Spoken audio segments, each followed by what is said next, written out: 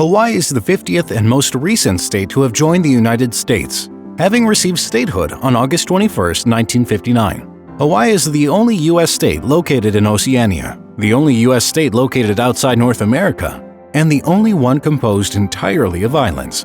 Welcome to our animated history channel. This episode presents a brief history of Hawaii. The state of Hawaii derives its name from the name of its largest island, Hawaii. A common Hawaiian explanation of the name of Hawaii is that it was named after Hawaii Loa, a legendary figure from Hawaiian myth. He is said to have discovered the islands when they were first settled. Based on archaeological evidence, the earliest habitation of the Hawaiian Islands dates to around 300 CE, probably by Polynesian settlers from the Marquesas Island.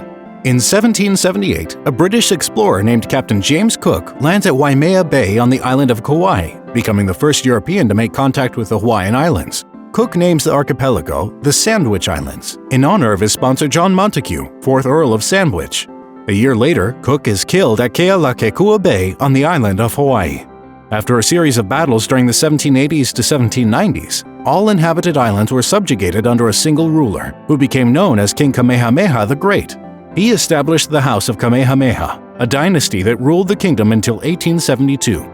After Kamehameha II inherited the throne in 1819, American Protestant missionaries in Hawaii converted many Hawaiians to Christianity. They used their influence to end many traditional practices of the people. During the reign of King Kamehameha III, Hawaii turned into a Christian monarchy with the signing of the 1840 Constitution. Catholic and Mormon missionaries were also active in the kingdom, but they converted a minority to the native Hawaiian population. After Cook's visit and the publication of several books relating his voyages, the Hawaiian Islands attracted many European visitors, explorers, traders, and eventually whalers who found the islands to be a convenient harbor and source of supplies, especially sugar. These visitors introduced diseases to the once isolated islands, causing the Hawaiian population to drop precipitously. Native Hawaiians had no resistance to Eurasian diseases such as influenza, smallpox, and measles. By 1820, disease, famine, and wars between the chiefs killed more than half of the native Hawaiian population. During the 1850s, measles killed a fifth of Hawaii's people. In 1887, Kalekaua, who was chosen as monarch by the Legislative Assembly in 1874, was forced to sign the 1887 Constitution of the Kingdom of Hawaii. Drafted by white businessmen and lawyers, the document stripped the king of much of his authority. It established a property qualification for voting that effectively disenfranchised most Hawaiians and immigrant laborers and favored the wealthier white elite.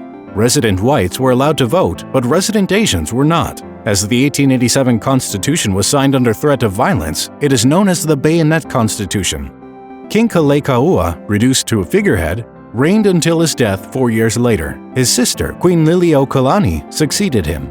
In 1893, Queen Liliuokalani announced plans for a new constitution to proclaim herself an absolute monarch. A group of mostly Euro-American business leaders and residents formed the Committee of Safety to stage a coup d'etat against the kingdom and seek annexation by the United States. United States Government Minister John L. Stevens, responding to a request from the Committee of Safety, summoned the U.S. Marines. The Queen's soldiers did not resist, and the monarchy was unable to protect itself. Queen Liliuokalani was overthrown and replaced by a provisional government composed of members of the Committee of Safety. The United States Minister to the Kingdom of Hawaii, John L. Stevens, conspired with U.S. citizens to overthrow the monarchy.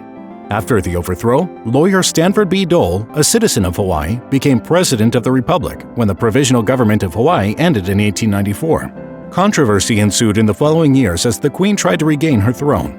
The administration of President Grover Cleveland commissioned the Blunt Report, which concluded that the removal of Liliuokalani had been illegal. The U.S. government first demanded that Queen Liliuokalani be reinstated, but the provisional government refused. In 1993, the U.S. Congress passed a joint apology resolution regarding the overthrow. It was signed by President Bill Clinton. The resolution apologized and said that the overthrow was illegal in the following phrase: "The Congress, on the occasion of the 100th anniversary of the illegal overthrow of the Kingdom of Hawaii on January 17, 1893, acknowledges the historical significance of this event which resulted in the suppression of the inherent sovereignty of the native Hawaiian people." After William McKinley won the 1896 U.S. presidential election, advocates pressed to annex the Republic of Hawaii.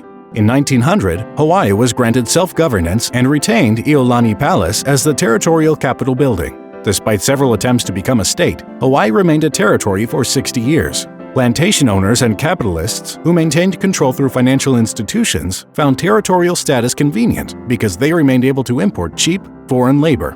On December 7, 1941, Pearl Harbor was the target of a surprise attack by Imperial Japan.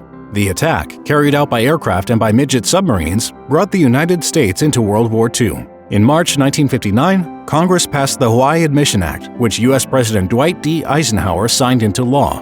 Later, a referendum asked residents of Hawaii to vote on the statehood bill. 94.3% voted in favor of statehood and 5.7% opposed it. The referendum asked voters to choose between accepting the act and remaining a U.S. territory.